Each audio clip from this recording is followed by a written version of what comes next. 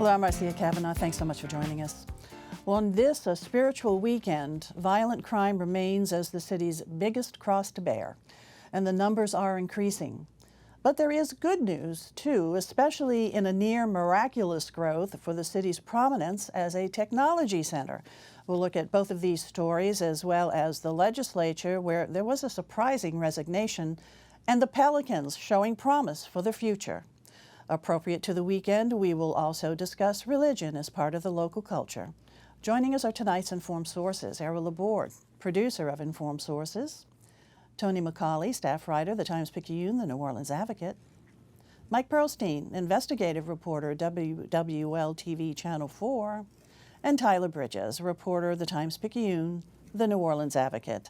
And we will go on over to Mike first, because unfortunately, crime is still a big story in this area. We saw a really active weekend this past weekend.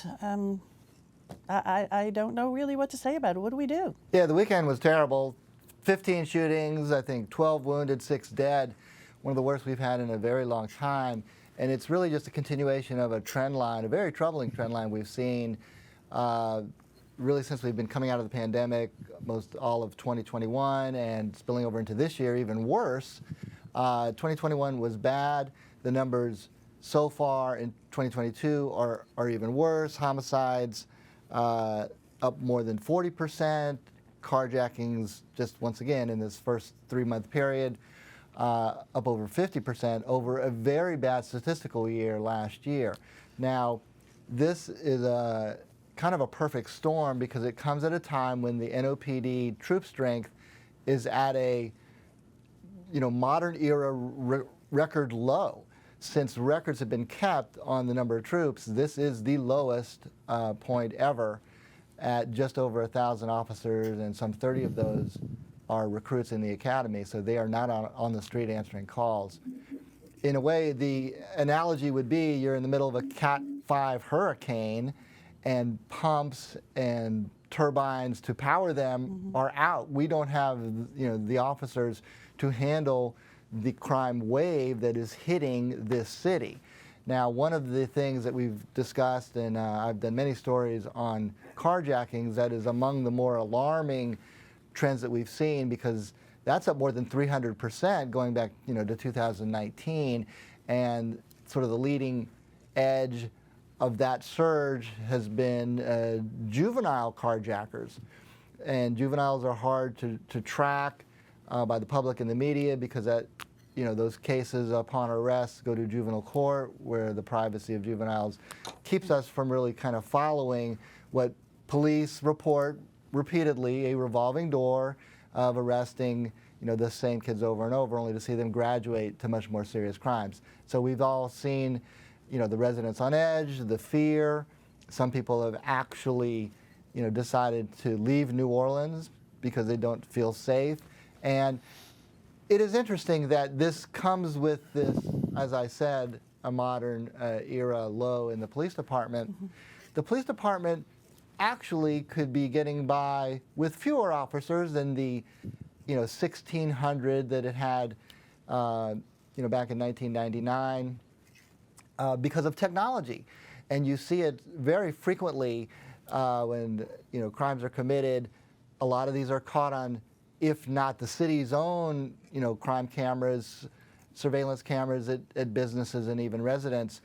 And that is what's called a force multiplier in police parlance, that, those are electronic, eyes that can really help officers a great deal and have led to identifications and arrests.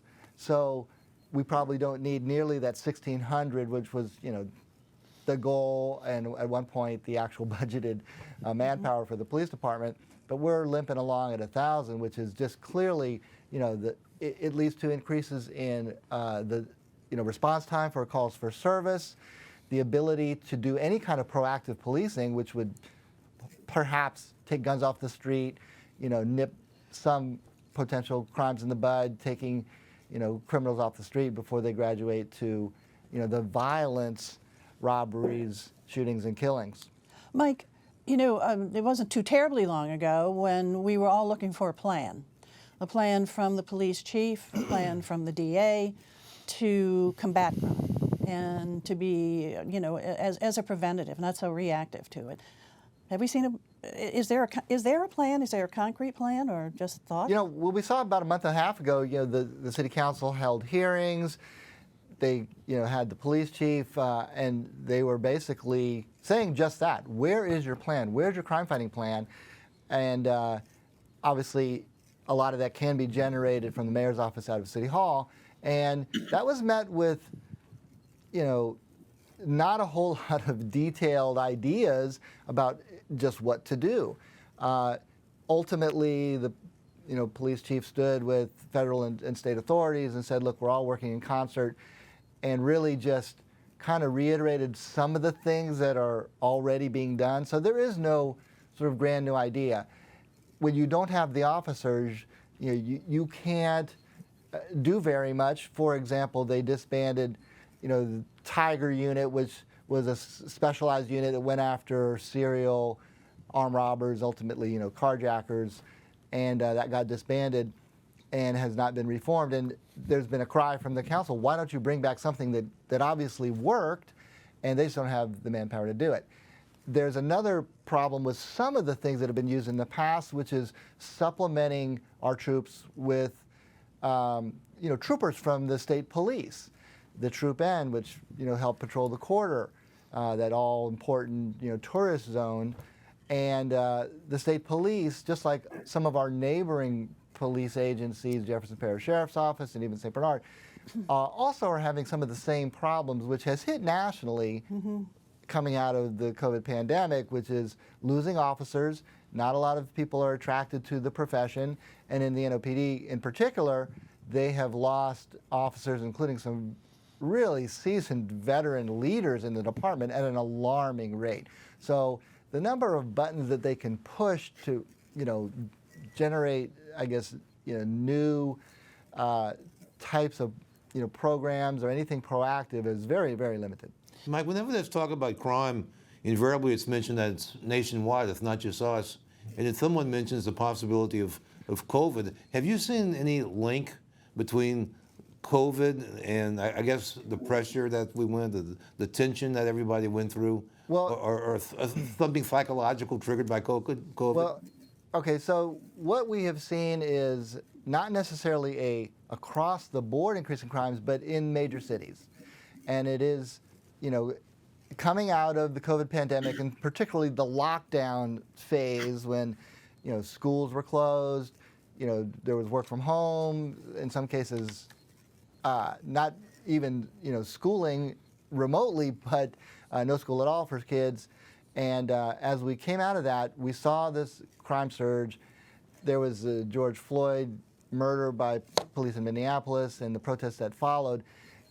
The ways that those big sociological blows, have impacted this crime trend are going to be studied by sociologists and even psychologists for years to come.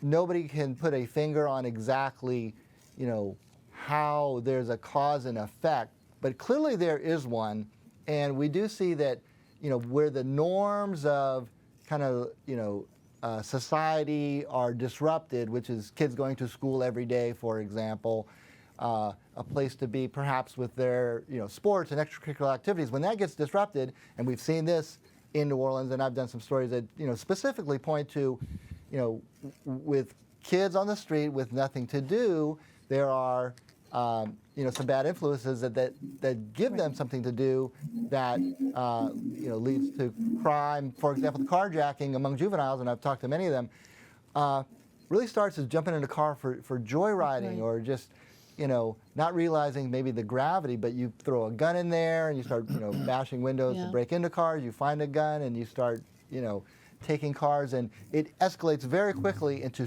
serious violent crime.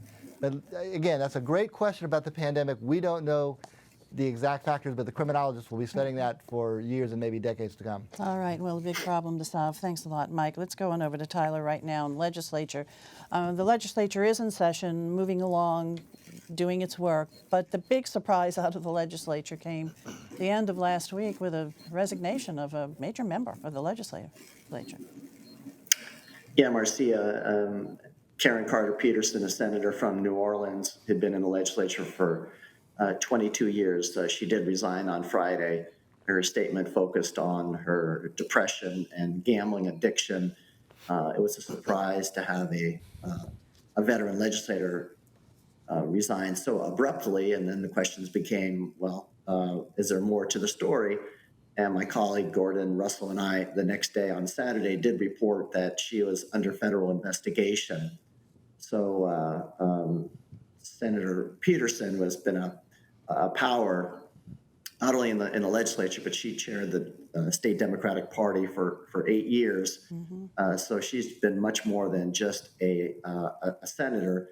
So she is in serious legal trouble.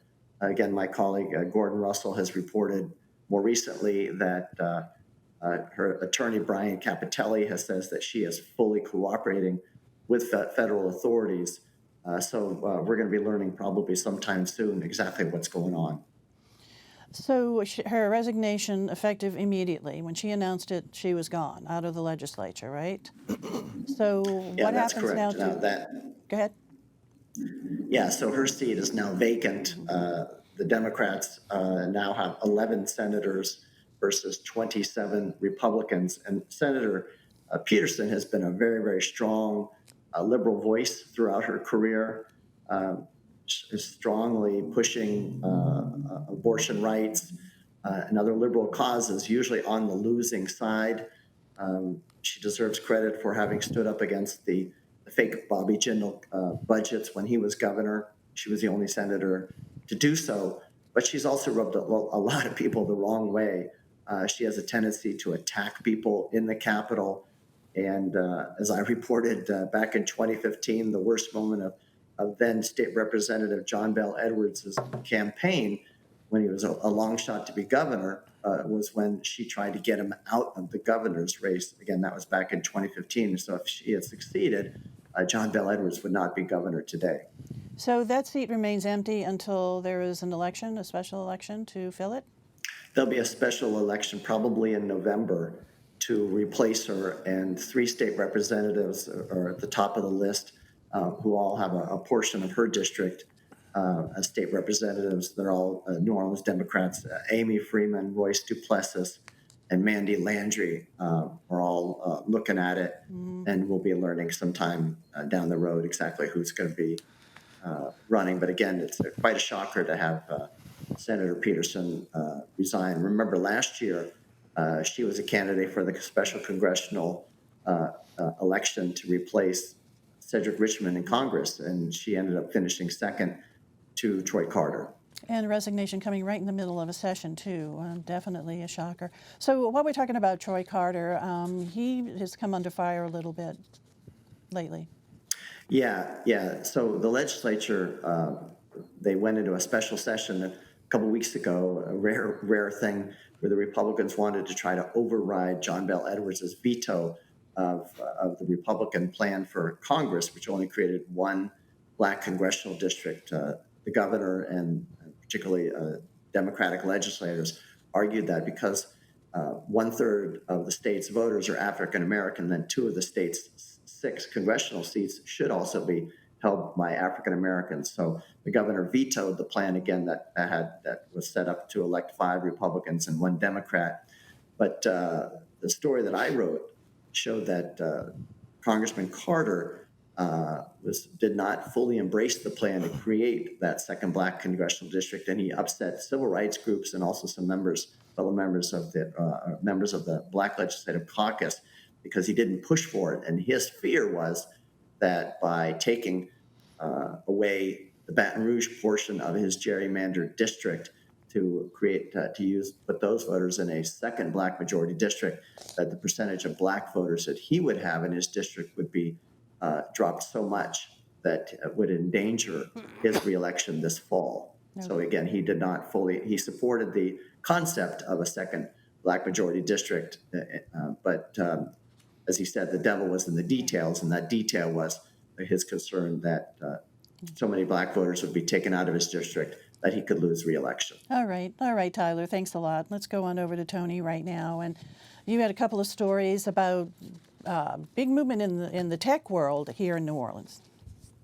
Yes, the big thing that's happened recently that kind of centers around Patrick Comer, really, who's a guy who sold his company, a market research firm called Lucid, last year for over $1 billion. He's gotten involved in a few projects that a lot of people are saying is one of the things that you look for in the development of a tech hub that people are hoping New Orleans will become, which is that they put their money back into the city in various ways, and that they create new companies, and that they spawn all kinds of further development of the place as a tech and innovation hub. So what he's done, when we had Entrepreneur Week here, he put up, he and others, including Scott Wolf, who sold his company for $500 million last year, they put up money to make the prize for this year's startup business go from $50,000 to $400,000.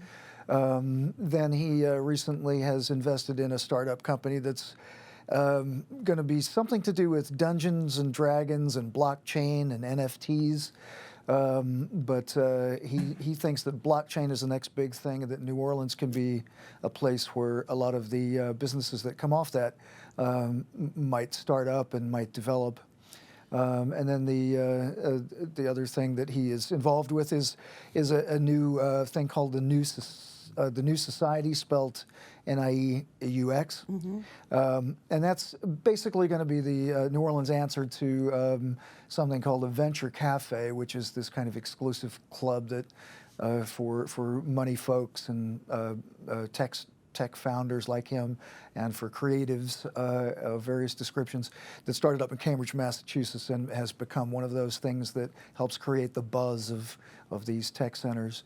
There's another thing that also occurred in the past week, which was Tulane University announced that it's starting an innovation institute here, and that's going to be backed by rich alumni. So again, it's this idea that people have made a lot of money either in the tech sphere or in other kind of innovation parts of the economy, putting it back into the economy to help start up new businesses, and they'll be making some money themselves, is the objective there. So I think a little interesting sidebar to that is that this company will be in Charity Hospital. That Tulane owns that property, and it's going to take up a good bit of Charity Hospital. So here you have this grand old building that we've been debating about for years what to do with it, and the possibility might be tech in the future. Yeah, that's right. The Innovation Institute's going to be taking up some of the 350,000 square feet that Tulane is taking up in the Charity Hospital. It's also it's in the middle of what the city boosters are trying to promote as an innovation district, the bio-innovation district as they were calling it, but I think they want it to be just an innovation district where all the startups come, people live around this part of the city. You have your new society clubs and your other places where people hang out and exchange ideas, and all of the aspects that go into creating these kinds of places. Like the Cortex in St. Louis was an example that I looked at, where they cited a venture cafe there, and they got in the past decade they got about 6,000 jobs going. A lot of new companies going into that part of St. Louis. So that's the objective here. But it has to happen organically. It should be said. I think a lot of people agree with people like Comer, with people like the rich alumni from Tulane, putting real money into real initiatives, not sort of just government-driven, ideas. And the New Society, their members will be meeting at what had been the Eiffel Tower restaurant there on St. Charles. Is that correct? The old Eiffel building, which was put together in the 80s out of a deconstructed restaurant that used to be in the Eiffel Tower. Right. So this is all, tech business, and you've thrown out some terms, and I'm not going to ask you to give us a lesson on cryptocurrency or blockchain, or NFTs, but that's the world now, right? That's what we're, looking for New Orleans to be a big part in development of all that. Yeah. I mean, you and I were discussing it early, and it hurt both our heads to try to understand what blockchain and NFTs and all that's about. But Patrick Comer, the way he discussed it when he was talking about his investment in a blockchain company was that it's like, when Amazon came along in the 90s, everybody knew it was, or people in the tech business knew it was going to be a really big thing, change the way we do business, but they didn't quite know how. And he's convinced, a lot of people are convinced, that blockchain is the same. It's where you store value. You can create a currency there. There's currencies that we all have heard about that have been created there, and you can create individual things of value like memberships and works of art and so on. Timeshares is one I just saw. Yeah. You can have an NFT timeshare to European property. How this develops, we're all obviously going to be anxiously waiting to find out. But one of the things that Comer wants to focus on is that it is that blockchain, in terms of how it develops creative things, like Dungeons and Dragons is one, but also the music industry here, which has never reached its full potential as a business, like Nashville. He thinks the blockchain, as the guys who won that entrepreneur contest a few weeks ago, that 400 grand, they're in that space using blockchain to develop the music business. That's the kind of thing that Comer thinks is where New Orleans can really be. Well, it's very exciting, really very exciting. So thanks a lot, Tony. Even though we may not totally understand everything about it, it's definitely something very exciting that's happening for the city. Errol, as you said, a spiritual weekend this weekend for many in our town. You wanted to talk a bit about religion. Yeah. Just thinking, hearing Tony, that the kind of people that could be drawn to all this are people, it's going to be a new population. And it's going to be people that have effect on the culture and on the politics and everything else, and not necessarily a bad change, but it's going to be a different population or an addition to the population. Which brings me, thinking about the impact that religion has had on the culture of New Orleans, particularly the Catholic Church. That the time when the city was overwhelmingly Catholic. It's probably more Catholic than any other religion, not necessarily overwhelmingly, but Mardi Gras, the celebration of St. Patrick's Day, St. Joseph's Day, the way we Ash Wednesday, the things we do with more fervor than in other communities is part of that Catholic culture in New Orleans. Looking at religion just on the broad thing at the time of this Good Friday. By the way, today's the first day of Passover, so you look at I think one of the big developments in the Jewish community was the opening of this museum. The Museum of the Jewish Southern Experience. It's a very good museum. It's located downtown on Harrison Avenue. It had been on it's on St. Charles Avenue, right? No, it's on Howard Avenue. Howard Avenue. Yeah. It's what I meant to say. So but it's a good idea of how, particularly out of the whole nation, that there was a uniquely Southern experience. And there's a book that's just come out actually this week about the Jewish experience in the Delta region, and a lot of it's mostly pictorial about the buildings and a lot of businesses that was started. So there's going to be recognition of that culture. As far as the Catholic Church, the Catholic Church is still suffering from the sex scandals, and we don't know where that goes. I don't guess we hear as much about it as we used to, but it's still there. A lot of churches that are closed, a lot of schools that are closed, but still a big presence to it. One sort of interesting thing is that St. Dominic's in Lakeview was really one of the powerhouse parishes in the Archdiocese of New Orleans in terms of the population, in terms of the wealth of the churchgoers, that sort of thing. It was a Dominican parish, and the Dominicans are leaving.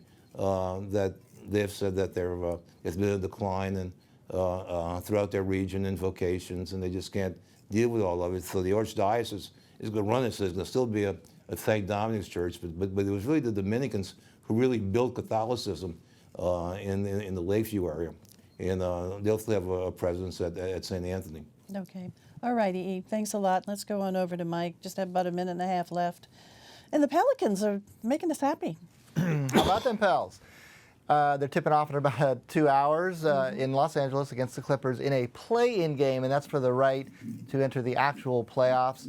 But it's been several years since they've even touched the playoffs, so it comes as a very welcome development for the longtime fans like myself. I was at the game Wednesday night, beating San Antonio in one of the play-in games, and it was a rare sight, a complete sellout.